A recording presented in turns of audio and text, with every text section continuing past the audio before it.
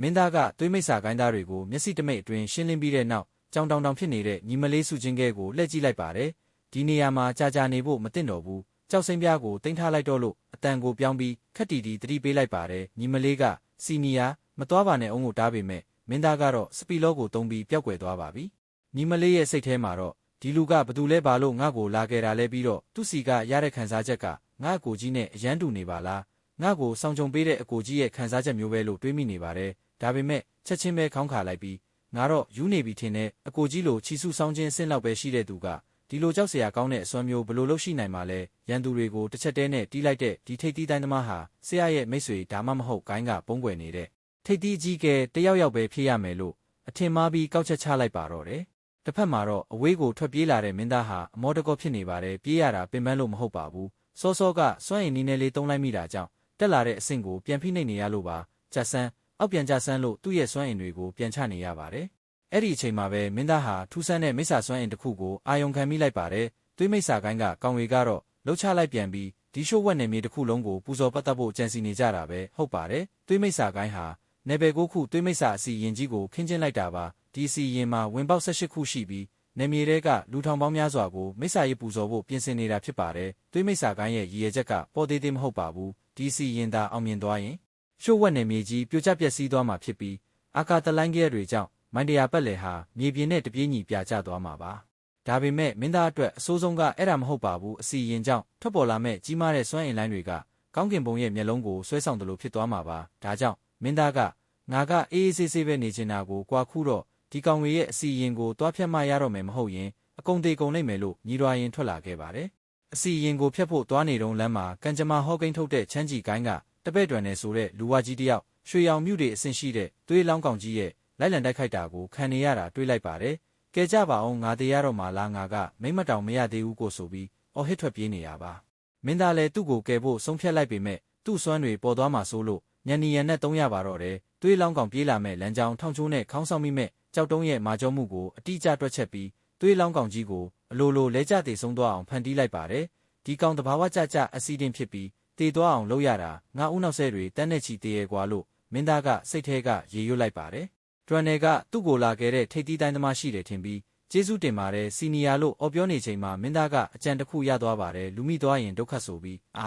းတေးပါပြီးငါခြေထောက်ကျိုးသွားပြီးနားလိုက်တာဆိုပြီးမြေကြီးပေါ်မှာလူလိမ့်အောင်ဟစ်ပြီးတရုပ်ဆောင်ပါတော့တယ်ဒရန်နယ်ကမင်းသားကိုတွေ့သွားပြီးကျော်မိတ်ဆွေကလည်းဒဏ်ရာရထားတာကိုဆက်ကတော့ထိပ်တီးတိုင်းသမားများလာခဲ့သလားလို့ဒါနဲ့ဒီသွေးလောင်းကောင်ကြီးကဘာဖြစ်သွားတာလဲလို့မေးပါတယ်မင်းသားကလည်းငါလဲလန့်သေးတော့မလို့ပြေးရင်လွှာရင်ကြောက်ခဲခလုတ်တိုက်မိပြီးလဲကျသွားတာအဲ့ဒီအချိန်မှာဒီကောင်ကြီးကပြေးလာရင်သူ့ဘာသာလဲကျပြီးတေသွားတာပဲလို့ဘလောင်းပလဲဖြေလိုက်ပါတယ်ဒရန်နယ်ကမင်းသားရဲ့စွမ်းအင်ကိုစစ်ဆေးကြည့်လိုက်တော့အားနည်းလာတဲ့ချီစုဆောင်ခြင်းတတိယအဆင့်လေးပဲရှိတာကိုတွေးလိုက်ရပါတယ်မိတ်ဆွေရဲ့ကံကတကယ်ကိုကောင်းကင်ကိုတောင်လွန်ဆန်နိုင်တာပဲရွှေရောင်မြုတွေအဆင့်မိစ္ဆာကသူ့ဘာသာလဲတေသွားတယ်ဆိုတော့မင်းမာကြီးမားတဲ့ကံကြမ္မာအကာအကွယ်ရှိတာတေချာတယ်လို့ဒရန်နယ်ကတထစ်ချယုံကြည်သွားပါတော့တယ်မင်းသားကအေးပါငါကံကောင်းလို့ပါကဲအခုဘာမှမဖြစ်တော့ဘူးဆိုတော့ငါရင်သွားတော့မယ်ငါညီမလေးကထမင်းစားဖို့စောင့်နေလို့ဆိုပြီးလက်ဖို့စူးစမ်းပါတယ်ဒါပေမဲ့ဒရန်နယ်ကနေပါအောင်မိတ်ဆွေရဲ့အခုအပြင်မှာမိစ္ဆာကောင်တွေပြည်နေတာမင်းရဲ့အဆင့်လေးနဲ့ဆိုတေချာပေါက်တွေမှာငါကတိုက်ခိုက်တာတိတ်မကျွမ်းပေမဲ့ကံကြမ္မာဟောကိန်းထုတ်တာတော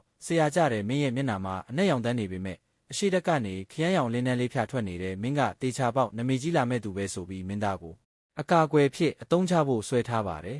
အဲ့ဒီအချိန်မှာပဲအစီရင်ရဲ့ဒုတိယအဆင့်စတင်သွားပြီဖြစ်ကြောင်းတွန်နယ်ရဲ့တန်လိုက်အိမ်မြောင်ကပြတ်တက်နေပါတယ်မကောင်းတော့ဘူးမိတ်ဆွေအသက်ရှင်ရလန်းကအရှိတောင်ဘက်မှာရှိတယ်နောက်ကြရင်မမီတော့ဘူးမြန်သွားကြဆိုပြီးတွန်နယ်ကအတင်းဆွဲခေါ်သွားပါတယ်မင်းသားကတော့စိတ်ထဲကနေအရှိတောင်ဘက်ကအသက်ရှင်ရလန်းမဟုတ်ဘူးငတုံးရဲ့အဲ့ဒါအဆင့်လေးသားရဲ့ကြီးနှစ်ကောင်စောင့်နေတဲ့တေမင်းတကားကိုလို့အော်ဟစ်နေမိတာတော့တယ်တွန်နယ်ရဲ့အလွဲလွဲချော်တန်လိုက်အိမ်မြောင်ကြောင့်သူတို့နှစ်ယောက်တေမင်းတကားစီရောက်သွားချိန်မှာပဲကံကောင်းထောက်မစွာနဲ့ကောင်းကင်ဘုံကိုင်းကတန့်စင်တော်သားတော့ရှောင်းချန်ဟဲနဲ့တွားဆုံပါတော့တယ်ရှောင်းချန်ဟဲကတားရဲတွေကိုနှိမ်နှင်းလိုက်တာမို့တွန်နယ်ကသားတော်ကိုကျေးဇူးတင်ပါတယ်ကဲတင်ပေးလို့ပါဆိုပြီးဖားနေရပါရှောင်းချန်ဟဲကတော့သူ့ရဲ့ရွှေရောင်မျက်လုံးတွေနဲ့ပတ်ဝန်းကျင်ကိုတန်တရားတကြီးအကဲခတ်နေပါတယ်စောစောကသွေးလောင်းကောင်ကိုတက်သွားတဲ့ကြောက်စရာကောင်းတဲ့စွမ်းအားရှင်ဟာဒီနားတစ်ဝိုက်မှာရှိနေတယ်လို့သူကယုံကြည်နေရပါမင်းနံမီဘလို့ခေါ်လဲလို့ရှောင်းချန်ဟဲကမင်းသားကိုတဲ့တိုးမေးလိုက်ပါတယ်ကျွန်တော်ကချင်းရင်ကိုင်းစီကျူတောင်ကလူချံပါလို့မင်းသားကရိုရိုသေးသေးဖြေလိုက်ပါတယ်ရှောင်းချန်ဟဲကမင်းသားကိုတေချာစစ်ဆေးကြည့်လိုက်ပါ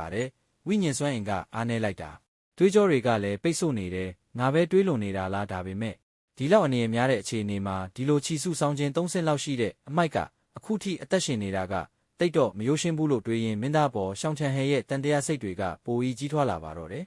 မင်းသားကကျွန်တော်ကံကောင်းလို့ပါလို့ပြောလိုက်တာကိုရှောင်းချန်ဟဲကကောက်ချက်ချလိုက်ပါတယ်မင်းကတကယ်ပဲကံကောင်းတယ်ဆိုရင်ငါ့ကိုအကူအညီတစ်ခုပေးစမ်းပါဟိုရှိကတားရဲကြီးကိုတွားပြီးမြခေါ်လာပေးငါသားသွားကိုစမ်းသက်ချင်လို့အမိန့်ပေးလိုက်ပါတယ်မင်းသားကတော့စိတ်ထဲကနေဒါသားကိုစမ်းတာမဟုတ်ဘူးငါ့ကိုတေခိုင်းတာပဲလို့တွေးနေမိပါတယ်မင်းသားကသားတော်ကျွန်တော်ကချီစုဆောင်ခြင်း34ပါလို့ညင်းပေမဲ့ရှောင်းချန်ဟဲကမသွားရင်အခုချက်ချင်းတက်မယ်လို့ချင်းချောက်လိုက်ပါတယ်ဘေးကလူတွေကဒါကတော့လုံးနဲ့သူတေသွားလိမ့်မယ်လို့ပြောပေမဲ့မင်းသားကတော့သွားပါမယ်ဆိုပြီးတားရဲကြီးစီကိုတုံရင်နဲ့ပြေးသွားပါတော့တယ်မင်းသားကသူ့ဦးနောက်ထဲမှာတားရဲရဲ့အဟုန်နဲ့ရှောင်းချန်ဟဲရဲ့ဓာတ်ရှိန်ကိုတွက်ချက်လိုက်ပါတယ်တားရဲကတစ်စက္ကန့်80မီတာပြေးတယ်ရှောင်းချန်ဟဲရဲ့ဓာတ်ကတစ်စက္ကန့်120မီတာသွားတယ်โอเคတရုတ်ဆောင်ချက်ကြီးတစ်ခုလှုပ်လိုက်ရအောင်မင်းသားဟာတားရဲကြီးခုံအောင်မဲ့အချိန်မှာပဲကြောက်ခဲခလုတ်တိုက်ပြီးလဲကျဟန်ဆောင်လိုက်ပါတယ်တားရဲကြီးကသူ့ပေါ်ကနေကြော်သွားပြီးရှောင်းချန်ဟဲရဲ့ဓာတ်ချက်နဲ့ကွက်တီဆုံကပွဲချင်းပြီးတည်သွားပါတော့တယ်ရှောင်းချန်ဟဲကမင်းသားကိုစစ်ဆေးကြည့်တော့ဘာစွမ်းအင်မှမတွေ့ရပါဘူးသူကတကယ်ပဲကံကောင်းတဲ့အမိုက်တစားပဲခြေချော်လဲလို့အသက်ဘေးကလွတ်သွားတာလို့ယုံကြည်သွားပါတယ်တွင်နယ်ကတော့မင်းသားနောက်ကိုတကောက်လိုက်ရင်မင်းနောက်လိုက်ရင်အသားစားရမယ်ဆိုတာငါတီသားပဲလို့တွတ်ပြောနေပါတယ်တစ်ဖက်မှာတော့သွေးမိစ္ဆာကိုင်းကမိစ္ဆာနဲ့ဖျားကိုနိုးထပ်ဖို့အတွက်ရစ်ပူဇော်မှုတွေကိုအရှိန်မြင့်နေပါပြီမင်းသားကငါ့လက်ရောက်ပြီလို့တွေးပြီးဘိုင်းနာလို့အိမ်သာသွားဦးမယ်ဆိုတဲ့အကြောင်းပြချက်နဲ့လူအုပ်ထဲကထွက်လာပါတယ်မျက်နှာဖုံးဆွပြီးသွေးမိစ္ဆာကောင်းသားတွေကိုမျက်စိတမိတ်အတွင်းရှင်းပစ်လိုက်ပါတယ်နမီမရှိဘူးနမီမရှိတဲ့အလုပ်တွေရဲ့လုပ်တယ်လို့ပြောရင်သူတို့ရဲ့တိုလောင်အိတ်တွေကိုပါတင်းကျုံယူလိုက်ပါတယ်ကြောက်တုံး3000နဲ့အစင်မြင့်မော်လက်နက်တွေဒါကဂိုင်းချုပ်ပေးတဲ့ထောက်ပံ့ကြေးထက်အများကြီးတာသေးရဲ့လို့မင်းသားကကျေနပ်နေပါတယ်မင်းသားကသူ့ရဲ့အမိုက်ဇက်ရုပ်ကိုပြန်တရုပ်ဆောင်ဖို့ပြင်နေအောင်မှာပဲနေမြေရဲမှာအမောင်ထုကလွှမ်းမိုးလာပါတယ်သွေးမိစ္ဆာကောင်းရဲ့ဘိုးဘေးကြီးနိုးထလာတာပါအစီရင်ရဲ့အလံတွေကိုတစ်ခုပြီးတစ်ခုဖျက်ဆီးနေပေမဲ့ဒီမိစ္ဆာကြီးကတကယ်ကြောက်ဖို့ကောင်းပါတယ်မင်းသားကဒီကောင်နိုးလာရင်တလောကလုံးဒုက္ခရောက်ကုန်တော့မယ်ငါစီကိုအာယုံမရောက်အောင်တခြားသူစီလွှဲမရတော့မယ်လို့တွေးလိုက်ပါတယ်ရှောင်းချန်ဟဲကတော့သူ့ရဲ့မရဲသားနဲ့မိစ္ဆာကြီးကိုခုခံနေပေမဲ့အခြေအနေကမဟန်တော့ပါဘူးအဲ့ဒီအချိန်မှာရှောင်းချန်ဟဲကရုပ်မာတဲ့အကြံတစ်ခုထုတ်လိုက်ပါတယ်